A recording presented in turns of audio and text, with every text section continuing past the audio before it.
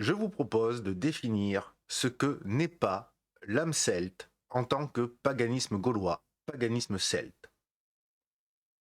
Générique et en avant.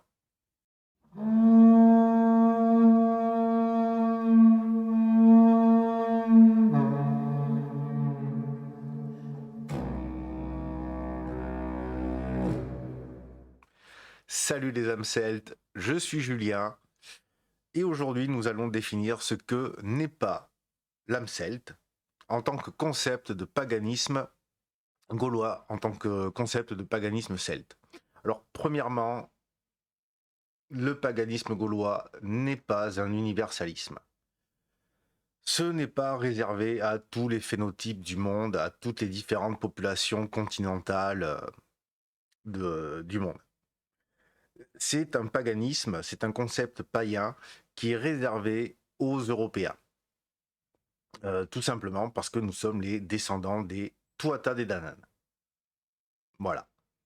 Nous sommes intrinsèquement liés à nos divinités, nous avons un lien filial. Donc vous imaginez bien qu'un hindou, ça va être compliqué. D'ailleurs, en parlant des hindous, en parlant des indiens, est-ce qu'un Européen a accès à la religion hindoue? Je ne crois pas. Il faut être indien pour avoir accès à cette religion. C'est pareil, vous devez avoir une filiation avec les Amérindiens pour avoir accès à leur spiritualité. Donc voilà, nous ne sommes pas un universalisme. L'autre point, pareil, qui est très important, étant donné que nous sommes une spiritualité, un petit peu une religion quand même aussi, hein, bon, voilà. Le deuxième point, nous ne sommes pas une secte. Une secte, c'est fermé, une secte, ça veut vous séparer du reste du monde, il y a un gourou, etc. Je ne suis pas un gourou, je l'ai dit 25 milliards de fois. Je vous invite toujours à vérifier ce que je dis. Ne me croyez jamais sur parole.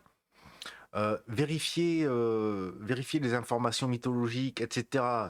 Oui, j'ai un parti pris sur l'affiliation avec la tribu de Dana. Faites aussi votre travail. Je ne fais que vous ouvrir une voie. Je ne peux pas cheminer à votre place. Logique. On n'est pas une secte. On n'est pas fermé. Je ne suis pas un gourou. Je ne cherche pas à vous détourner de vos liens familiaux, ni de vos amis. Loin de là. Loin de là. Chacun fait ce qu'il veut. Vous faites ce que vous voulez. Eux, ils font ce qu'ils veulent. C'est juste que on ne se laisse pas marcher dessus. Et puis c'est tout. Enfin, voilà. Par contre, ça aussi, je ne cesserai jamais de le dire. Bien sûr, j'ai voulu faire des frontières. C'est pour ça qu'on n'est pas un universalisme. Et une frontière, ce n'est ni imperméable, comme le Japon durant l'ère Edo. Oui, c'est ça, c'est l'ère Edo. Ni perméable, comme la France à l'heure actuelle, où on n'a plus de frontières, on n'a plus de sécurité, il n'y a plus de mur qui va nous protéger des intempéries. Une frontière doit être poreuse pour pouvoir avoir un échange. Référez-vous à la nature du placenta, à la nature de l'appareil digestif pour la digestion des nutriments, les poumons aussi, les muqueuses. C'est plutôt ce concept-là.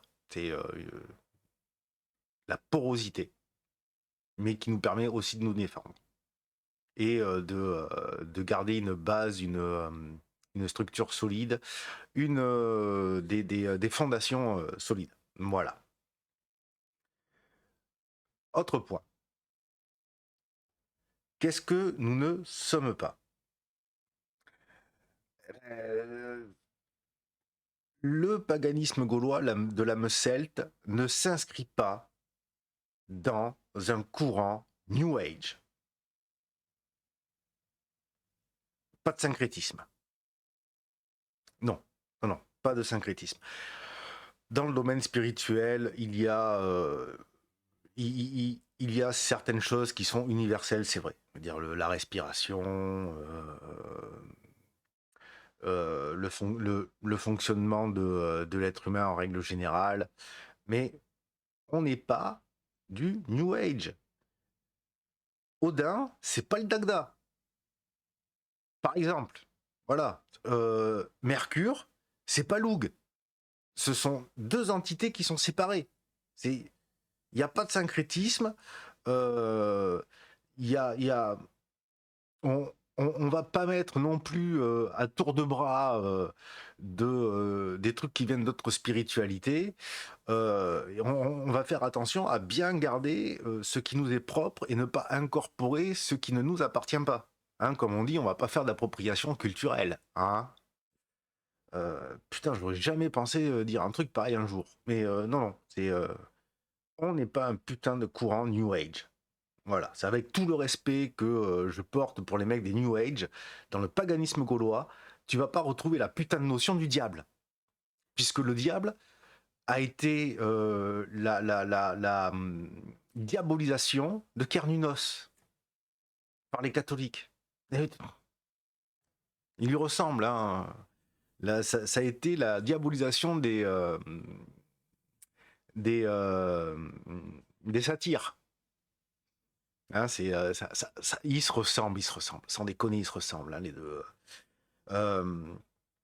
Tu ne trouveras pas les anges chez nous. L'ange gardien, non. L'esprit tutélaire, oui, c'est quelque chose que l'on connaît depuis Sumer. Donc, nous ne sommes pas un putain de courant New Age. Ça, c'est pas possible. Petite parenthèse, on n'est pas un courant de la Wicca. Attention, nous ne sommes pas un courant de la Wicca. Je le dis parce que pour certaines techniques, certaines ritualies, je m'en suis fortement inspiré. Ben oui, ça fait partie de mes influences et je vais pas les renier. La Wicca, c'est une création européenne, mais il n'y a pas le dieu qui a plusieurs visages, ni la déesse qui a plusieurs visages, où tout d'un coup tu peux piocher dans le panthéon que tu veux. Non. Il y a la Tuatha Dé Danann, et il y a des dieux et des déesses. Voilà. Le New Age, c'est fait. Du coup, le quatrième point, on n'est pas une tradition ancestrale non plus. Hein. C'est la tradition des druides, elle a disparu. Après l'époque gallo-romaine, la tradition des druides s'est disparue, est disparue vers si j'ai bonne mémoire, vers le 4e siècle après Jésus-Christ. Je crois quand même qu'on en a encore des traces. Ouais, c'est 3e, 4e siècle après Jésus-Christ. Ça a disparu. Soyons clairs. Contrairement à certains courants, je ne me prétends pas gardien d'une tradition qui aurait perduré dans le secret, machin, tout ça. On n'est pas une secte. Donc, je ne suis pas le gardien d'une tradition qui aurait été gardée dans le secret. Mais pas du tout. Mais pas du tout. Pas du tout. Euh, euh, non, la voix de l'âme celte, elle est inspirée, bien entendu, par les traces que nos ancêtres nous ont laissées. Alors, les traces qu'on peut vérifier dans l'archéologie, des traces que l'on peut vérifier dans les textes des auteurs antiques.